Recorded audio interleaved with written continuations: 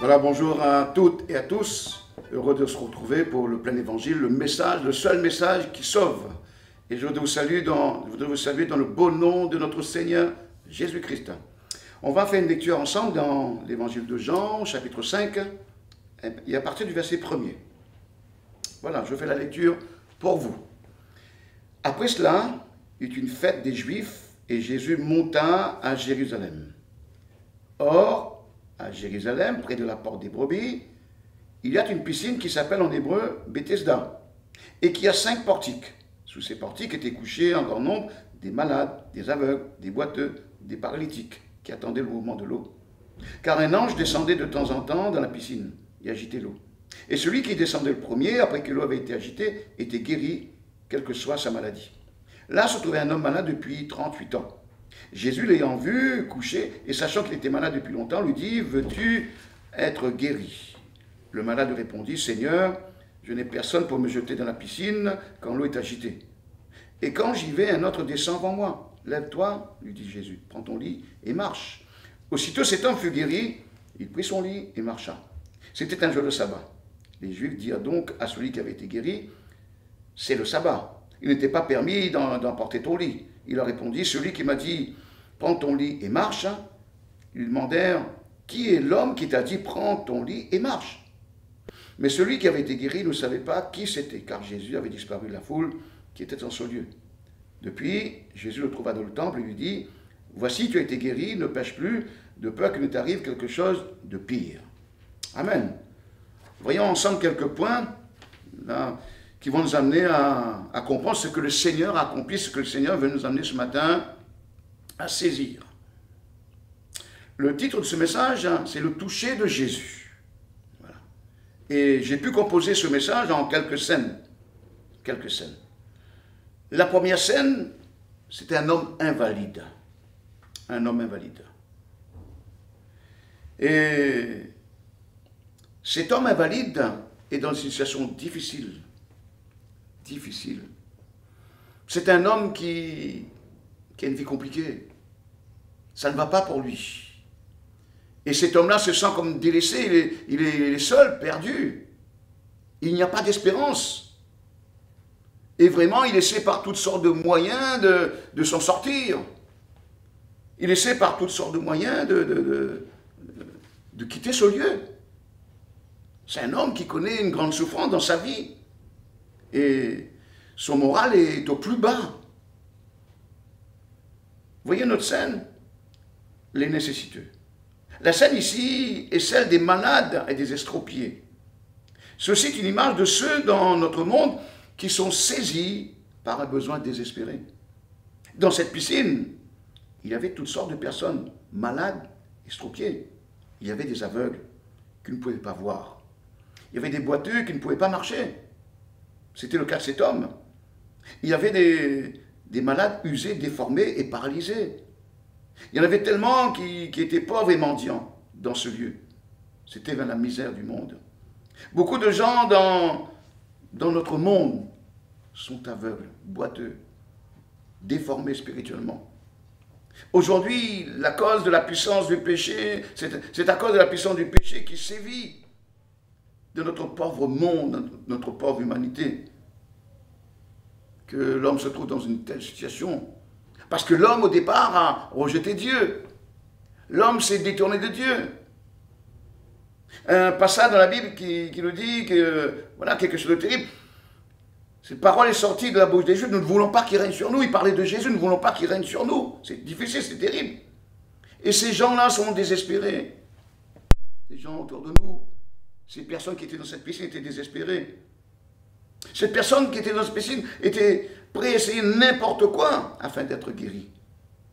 Apparemment, là, dans ce lieu, il y avait comme une piscine. Une piscine. On a dit toutes sortes de choses concernant cette piscine. Certains disent que c'est un ruisseau qui se trouve sur la piscine. C'est un geyser, une poche d'air. Le passage que nous avons lu dit que l'eau, de temps en temps, bouillonnait. Les gens de cette époque cherchaient quelque chose pour les aider dans leur vie quotidienne. Et pour eux, ce qui se passait dans cette piscine était un événement surnaturel. Et il semblerait que, à chaque fois que l'eau bouillonnait et que quelqu'un se jetait dans la piscine, la personne était guérie. On pensait même qu'un ange venait pour agiter l'eau. Vous voyez? On avait inventé toutes sortes de légendes, de réflexions. Nous voyons que les hommes cherchent toujours quelque chose afin de les aider, pour qu'ils puissent sortir de leur détresse, sortir d'affaires. Et c'est pour ça qu'ils pensaient que c'était quelque chose de surnaturel. Et l'homme aime se tourner vers les choses surnaturelles. Et c'est pour cela qu'ils pensaient que c'était quelque chose de surnaturel, un ange qui venait pour agiter l'eau. Et l'homme, en général, aime bien se tourner vers les choses surnaturelles, la magie, l'astrologie, toutes ces choses-là, les étoiles. Il se confie même dans des anges, dans des sorciers, des guérisseurs. Nous voyons que l'homme ne change pas, quelle que soit la génération. Dans leur quête pour trouver de l'aide dans leur vie, ils continuent de chercher partout, sauf en Christ. Christ qui est le Fils de Dieu. Ils espèrent et mettent leur foi en tout sauf en Jésus. Mais ce qui est bien, c'est que le Seigneur, le Fils de Dieu, il nous cherche. Une autre scène, l'homme invalide, dont il est fait mention dans le texte que nous avons lu. Ceci est une image de Jésus, qui a le pouvoir de répondre aux besoins des désespérés et du monde. L'homme était paralysé ou boiteux, et cela depuis 38 ans. Il était impuissant et n'avait ni famille, ni amis pour l'aider. C'était compliqué. Jésus a vu cet homme allongé là, sous ses portiques. Et Jésus savait à quel point cet homme était désespéré. Il sait à quel point tu es désespéré. Il sait à quel point tu souffres. Il sait à quel point tu es prêt à te confier dans toutes sortes de directions, dans toutes sortes de personnes, dans toutes sortes de croyances. Il le sait. Il connaît ta situation. Jésus a tendu la main à cet homme afin de l'aider. Remarquez que Jésus ne lui a pas dit de se lever, de prendre son brancard, sa natte ou sa couverture et de marcher. L'homme devait obéir au commandement de Jésus s'il voulait être guéri. Son obéissance a montré le niveau de sa foi. De même, nous devons obéir à la parole de Dieu, afin que la foi se manifeste dans notre vie. Cet homme était impuissant et tout seul. Il devait choisir de continuer ou non avec une vie de désespoir, de solitude, où il pouvait placer sa confiance en Jésus. Lorsque Jésus touche nos vies, c'est ce qu'il veut faire pour vous. Lorsque Jésus, ce matin, va toucher votre vie, si vous vous confiez en lui, plus jamais nous serons la même personne. Plus jamais nous serons seuls. Il va transformer notre vie de fond en comble. Ce que Jésus veut faire dans notre vie, c'est le miracle de Dieu. Nous transformer, afin que nous ne soyons plus jamais le même. Nous devenons une nouvelle personne. Quand Jésus touche nos vies, nous sommes transformés. C'est ce qu'il veut faire pour vous. Il y avait un autre problème. Jésus avait guéri l'homme le jour du sabbat. En guérissant cet homme le jour du sabbat, Jésus enfreignait la loi juive. Voyez un peu la loi de Moïse. Il commettait un grave péché aux yeux des religieux. Pour eux, c'était grave. Tant pis pour le malade. Tant pis. Il fallait venir un autre jour, pas le jour du sabbat. Ils considéraient le sabbat comme un travail. Pour eux, Jésus violait un rituel, une règle de la religion. Mais Jésus il n'a pas de jour pour intervenir dans notre vie. Jésus est celui qui agit par amour toujours, lorsque nous croyons en lui. Une autre scène, les chefs religieux. Dans cette scène, nous trouvons les chefs religieux essayant de répondre aux besoins du monde à travers leur tradition. Oh, la tradition des hommes. Nous en connaissons quelque chose dans notre île. La religion était une religion de légalisme. Ils essayaient de répondre aux besoins spirituels des gens en suivant leurs nombreuses règles et réglementations. Des choses qu'ils avaient mis en place, des choses qu'ils avaient établies. Les chefs religieux étaient plus préoccupés par l'homme qui enfreignait les règles et rituels qu'ils avaient mis en place, qu'ils avaient établis, que par sa terrible condition. La religion était une religion qui ne connaissait pas la puissance de Dieu. La religion ne changeait pas un homme. La religion ne transmettait pas la compassion de Dieu. La religion était dénuée de l'amour de Dieu. C'était des principes, des préceptes. Encore une fois, ils étaient plus préoccupés par le fait qu'une de leurs règles était violée que par le fait qu'un homme était guéri. Et ce matin, rien ne peut arrêter Jésus.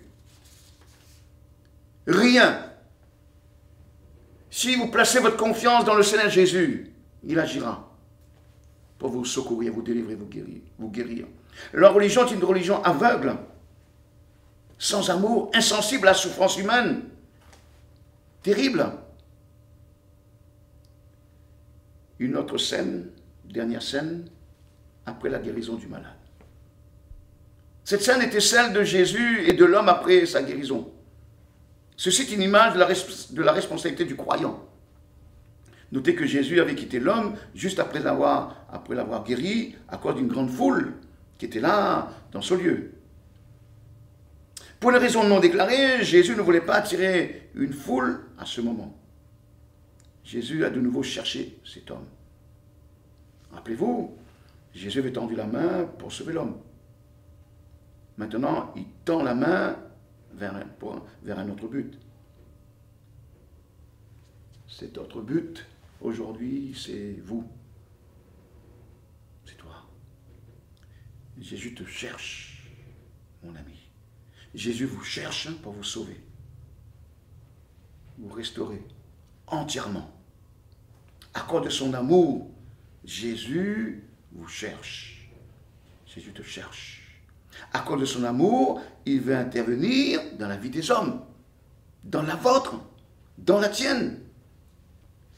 Tu es son objectif depuis toujours.